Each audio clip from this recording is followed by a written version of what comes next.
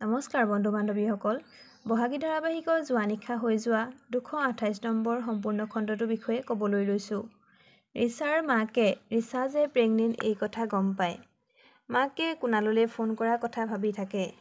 তাৰ পৰা ৰাজাৰ পৰা ফোন নাম্বাৰটো ল'ব। ৰাজাই মাকক চাহ বনোৱা কথা কয়। তেতিয়া মাকে কয়, মই নোৱাৰোঁ, তই নিজেই বনাই খা। কোনোদিন পাকঘৰত সোমাই নোপোৱা ৰাজাই চাহ বনাবলৈ বুলি পাকঘৰলৈ যায়। তেনেতে দেউতাকে দেখে আৰু ৰাজাক সোধে, কি কৰিছ তই পাকঘৰত?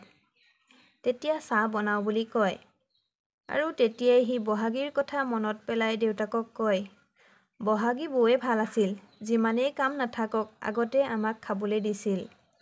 আনফালে ৰিচাৰ মাকে কুণাললৈ ফোন কৰিব।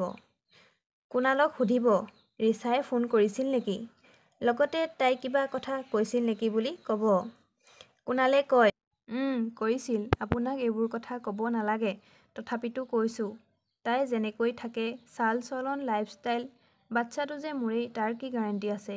আৰু কয়, তাই কনচেপ্ট কৰাকৈতো আমাৰ ৰিলেশ্যনশ্বিপ নহয়। আঁতৰাই দিবলৈ কৈছোঁ, আঁতৰাই দিয়ক। নেক্সট টাইম এইবোৰ কথা লৈ মোলৈ যাতে আৰু ফোন কৰি নাথাকে বুলি কৈ ফোনটো কাটি দিয়ে।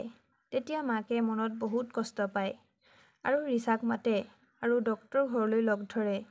তেতিয়া ৰিচাই কয়, ডক্টৰৰ ওচৰত কি কৰিবলৈ?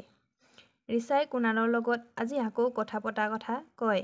তেতিয়া মাকে, মই এইমাত্ৰ কুণালৰ লগত কথা পাতিলোঁ বুলি ক'ব। ৰিচাই তেতিয়া ক'ব, কুণালে কি কৈছে মা? মাকে ক'ব যে সি এবৰ্চন কৰাৰ কথা কৈছে। তেতিয়া মাকে তাইক চব শেষ কৰি দিলি বুলি কয়। দেউতাৰে গম পালে ঘৰৰ পৰা বাহিৰ কৰি দিব। তেতিয়া মই মৰি থকাই ভাল বুলি কয়। তেতিয়া ৰিচাই তোমাতকৈ আগত মই মৰিম বুলি ক'ব। আৰু মাক আৰু ৰিচাই কান্দি কান্দি বহুত দুখ কৰে। আনফালে কিশোৰৰ দেউতাকে বহাগীলৈ ফোন কৰিব আৰু বহাগীক ক'ব, তোমাৰ মাতটো শুনিবলৈ মন গ'ল অ' মা। তুমি বিজি আছা নেকি? হ'ব দিয়া, পিছত ফোন কৰিম। তেতিয়া বহাগীয়ে, নাই ক'ব পাৰে, আপোনাৰ গা ভালনে?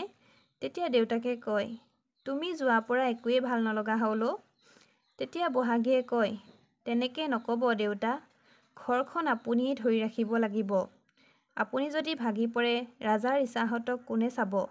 তেতিয়া দেউতাকে কয়, তুমি ঘৰখনৰ কথা যিমান ভাবা, তোমাৰ কথা কোনেও নাভাবে। তেতিয়া বহাগীয়ে কয়, কিয় ভাবিব লাগে দেউতা? মই একেবাৰে ঠিকেই আছোঁ। যি ভালে নাই তেওঁলোকৰ কথাহে ভাবিব লাগে। তেতিয়া দেউতাকে কয়, আৰু ঘৰখন? হ'ব দিয়া, ভালে থাকিবা। বহাগীয়ে তেতিয়া কয়, দেউতা মোৰ ইয়ালৈ আহিবচোন, বহুত দিন অহা নাই দেখোন। তেতিয়া দেউতাকে কয়, অকৃতজ্ঞ কিছুমানৰ বাবে তুমি পেকিং কৰি খানা নপঠাওঁ বুলি তুমি কথা দিব লাগিব। তেতিয়াহে মই তোমাৰ তালৈ যাম। হ'ব দিয়া, ৰাখোঁ বুলি কৈ ফোনটো কাটি দিয়ে। আনফালে নীলমৰ মাক স্বৰ্ণালীৰ ঘৰলৈ যাম বুলি কোৱাত স্বৰ্ণালীৰ মাকে দেউতাকক বজাৰ কৰিবলৈ পঠায়। ইমানতে আজি খণ্ডটো অন্ত পৰে। অহা খণ্ডত এনেদৰে সম্পূৰ্ণ খণ্ডটো পাবলৈ চেনেলটো ছাবস্ক্ৰাইব কৰি ভিডিঅ'টোত এটা লাইক কৰি দিব। ধন্যবাদ।